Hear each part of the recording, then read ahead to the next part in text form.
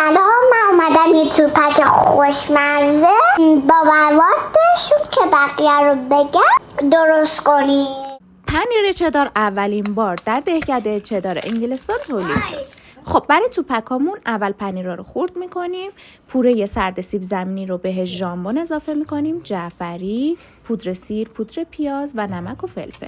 یه دونه تخم مرغ هم اضافه میکنیم. این پنیر قدمت 12 قرنی داره ها و اینکه یه مزه خیلی تند و تیز و نمکی داره.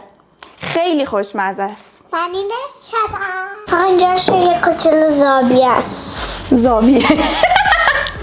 حالا حسابی ورزش میدیم. الان دوباره سیب زمینی رو برمیداریم، داخلش یه دونه پنیر.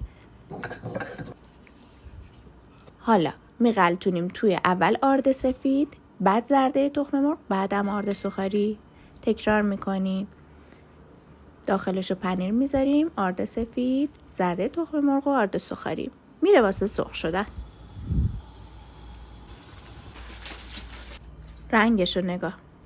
از طعمش نگم.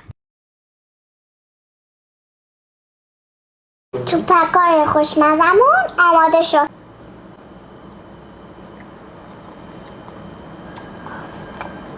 خیلی خوشمزه. دوغ.